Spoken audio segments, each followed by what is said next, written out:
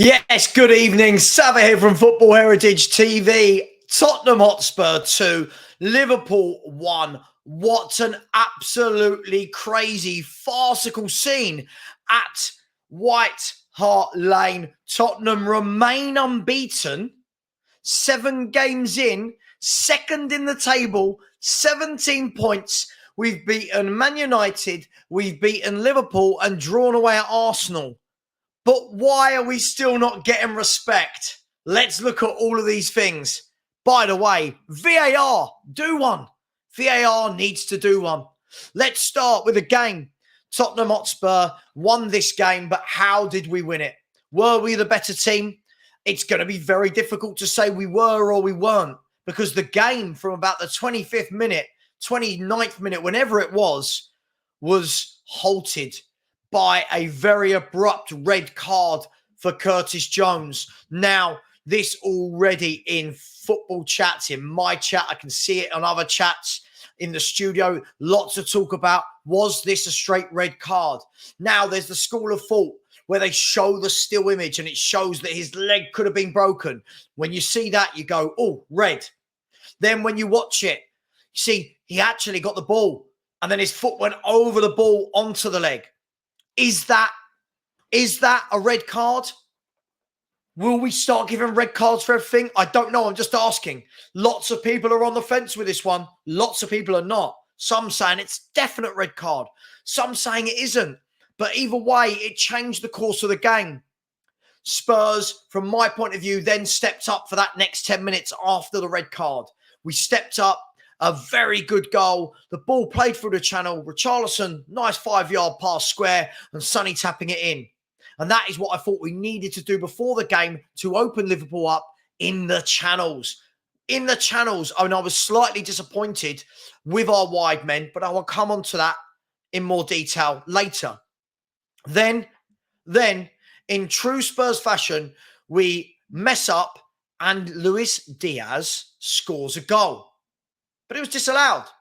And let's be brutally honest, every Spurs fan, it doesn't matter whether you're an honest Spurs fan, a biased Spurs fan, we're all looking at it going, that's a goal. Like, that's not offside. Why?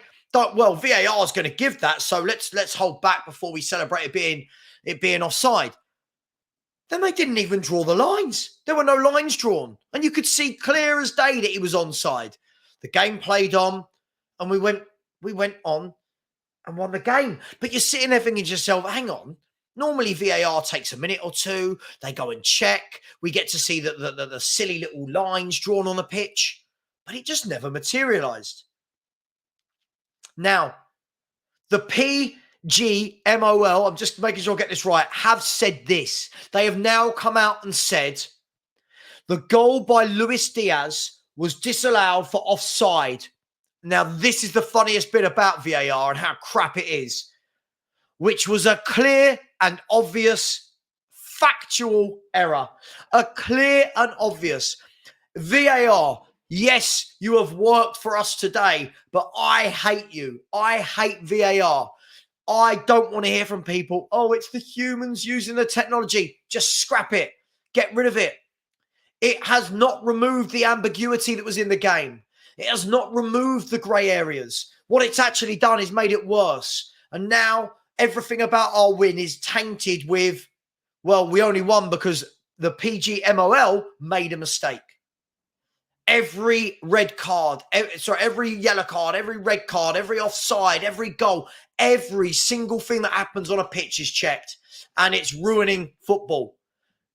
Go away. Scrap VAR. It is ruining football. If there was no technology, then there'd be no decisions to go and make. Let's go back to the way it was. The refs and the linesmen or the referee's assistants made the decision. Yeah, there were a few wrong, but I never remember it being this controversial. So that goal wasn't given. And you think to yourself, wow, we've had a let-off here. We've had a real let-off. But no, Spurs went and created their own problems. And a really soft goal, from my opinion. Szoboszlai with a lovely ball out. No one marking. I think it was Matip at the back post. No one marking him. Where were our centre halves? No one marking him. Then the ball comes across and Gakpo had 3, 4, 5 seconds to bring it down, twist and shoot. Where were the centre-halves? As much as I want to praise them for how well they've done so far this season, we keep giving away these stupid goals, these stupid chances. Chance after chance, Liverpool spurned. And then this one went in. Poor defending all around from Tottenham.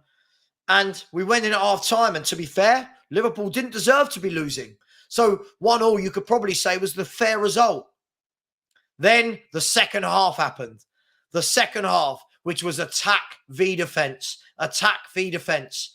I don't know how many touches the ball Maddison and Basuma must have had in the middle of the park. I don't know how many. It was just overwhelming, the number of touches. Then the red card happens. The second red card. For me, 2 very, very soft fouls. I'm going to be honest, listen, I'm not a biased fan. I think very, very soft red card, and Liverpool can feel very hard done by. But however, I'm going to say, now you know how we felt from the Champions League final. Yeah, I'm going to take it back to the Champions League final. Musa Sissoko with a handball when it hit him like there. Is this payback? Is this revenge for that? So the Liverpool fans that are crying tonight, you won a Champions League final off the back of a decision that wasn't right. But shouldn't that unite all of us? Shouldn't that unite all football fans that we start a petition to remove VAR from the game? It is dreadful. It is killing football. But Spurs huffed and they puffed, and Liverpool went to a bank of 5 and a bank of 3 in front of them. They took off Salah, they took off Diaz, they took off all their attackers, and they put on defenders and midfielders, and we couldn't break them down. And for me, it felt like we were moving the ball too slowly. Now, everyone knows, and I think it's very simplistic to say you just have to beat 9 men. It's easy to score. It's not, because the other team drop into a formation which doesn't leave gaps, so it makes it difficult. But when you're playing that, the first thing any coach will tell you, move the ball quickly. And we didn't. We didn't move it quickly. James Maddison moved it quickly, but the others, the Basumas, the Romeros, the Van der Vens, a lot of these people that had the ball didn't move it quickly. A few balls fired into Richarlison. Can't control the ball to save his life. Kulu, I'm going to be brutally honest. People will have a go at me for this. How this guy is praised week in, week out. Not once did he beat his man and get a cross in. And all I'm saying is whip the ball in. This is what teams don't like. Whip the ball in. This is what Liverpool haven't liked for weeks. Wolves did it. West Ham did it. Whip the ball in. They can't defend that area. But we didn't. And then when we finally scored, it was because Porro whipped a ball in first time. And you make the defender have to defend it. Not in the air, which is what they're comfortable with. You make him have to clear it. And he sliced it into the net. Kulu, for me, I feel like he works very hard. But in that second half, when we saw that he didn't have any defensive work to do, we saw how limited he is as a player. Get the ball, cut in, 5-yard pass. Get the ball, cut in, 5-yard pass. 5 or 6 times he attempted to take on his man. Couldn't get past him once. Questions have to be asked. But really positive. We kept going. We showed resilience. We showed guts. We showed determination. That is what we need. That is what we didn't have last year or the previous years.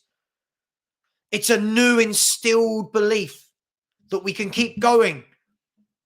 All of us, we must have all thought it was 95 and a half minutes of 6 minutes injury time. Thinking, oh my God, we've messed up. This is poor. The subs, the this, the that.